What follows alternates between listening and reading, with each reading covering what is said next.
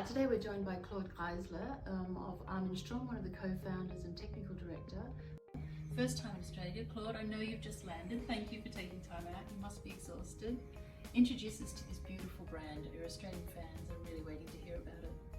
Okay, yeah, thank you. First of all, thank you for having me. Armin Strom is a small Swiss-based manufacturer. Armin Strom was founded by Mr. Armin Strom back in 1967. Mr. Armin Strom was very known for skeletonizing watches, called the master of hand skeletonized watches. So his philosophy was that the movement becomes part of the design. The movement should be visible and not covered by a dial. The movement should be on display from the front as well as from the back side. So something we definitely keep. We still have the same philosophy. So the movement is the star, the hero of the watch. And everything is today is manufactured in-house. Different complications, different types of movements, what we do today.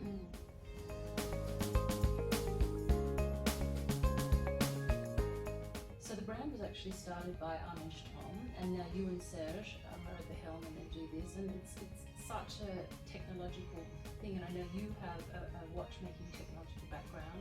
Can you tell us a little bit about your background and then about what you and Serge are doing to progress the brand and move it forward in this way? So actually myself, I'm born in a watchmaker family. Yep. My grandparents were already watchmakers. I got an education as a watchmaker, added then a special school to become a technician in watch restoration and watch complication, and added on this even an engineer school to be able to design and develop watch movements. So my watchmaker education in total was 8 years of watchmaking studies. And yes, Armin Strom, we do know. The funny thing about the setup of Armin Strom is that Mr. Armin Strom, Serge and myself, we are all three born in the same town, near to the capital of Switzerland, near to Bern. And the way how we interpret watchmaking today is that we fully respect the tradition of watchmaking. That means all the finishing which we apply, it's even the hand polishing of the bevels, the Geneva stripes, the perlage, belongs to a big tradition in watchmaking which we fully respect. But on the other hand, we try to improve and to add some innovative watchmaking to our products. So actually we do the same thing than our grandfathers. Our grandfathers, they respected the tradition, and on the other hand they wanted to be innovative, and this is exactly the same thing we apply today. So a lot of respect for tradition, and but our heart is beating for innovation. I think you've achieved it really well.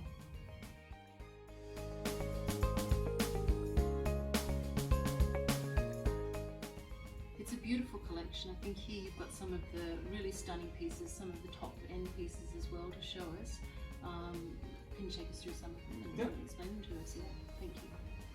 So we start maybe with our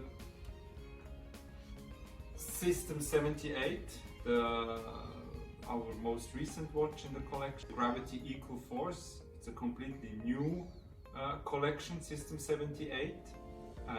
It's a new design concept. It's the lip, our brand symbol is reduced. We have open worked lux, vintage inspired design, high level manufactured and engineered movement. And gravity, the word gravity? The gravity indicates the micro rotor, which is visible from the dial side. You can really see how the watch is winding up. And equal force is thanks to this torque control barrel we have developed. So we're really pushing further the existing barrel by adding a torque regulation. Actually, the other models are based on our signature complications called the resonance technology. Resonance means we have two movements in one watch, which we do synchronize. By synchronizing them, we get a much better average timekeeping. So the frequency of each watch becomes much more stable, and by the end of the day, the watch becomes more precise. And am I right in understanding that this is a really difficult complication that not many watch manufacturers can actually or are actually achieving? Exactly, it's really difficult to achieve resonance, to hold resonance. So it took us almost 3 years to develop the resonance movement. The cool thing about resonance is something which was discovered by the inventor of the pendulum, Christian Huygens, actually discovered the phenomenon of resonance. But he didn't have the technology to actually build a proper resonance clock. Then the French clockmaker Henri Janvier achieved a double pendulum wall clock, and he proved that this double pendulum clock, which do synchronize the two pendulums, was much more precise. Next big step in the history of resonance was Abraham Louis Breguet, the inventor of the tourbillon. Actually was able to synchronize two balance wheels in one of his pocket watches. Then it was there was just one other Swiss watch brand which was able to downsize the concept from Abraham Louis Breguet. François Paul Journe did the downsizing of the concept of Abraham Louis Breguet, but there was no invention made on the movement. It was more a downsizing of a concept of Mr. Breguet. And we finally had a completely new approach in resonance. So we do share, we have a resonance clutch spring built in between the two balance wheels, which allows them to communicate in between them and to build up a proper system of resonance. It's a beautiful piece. Congratulations. It's Thank a really you. big achievement for Thank a you. company like Armin Strom. Well done.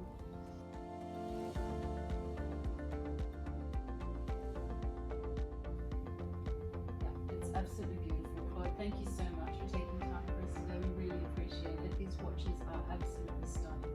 Thank you very much. Thank you. Thank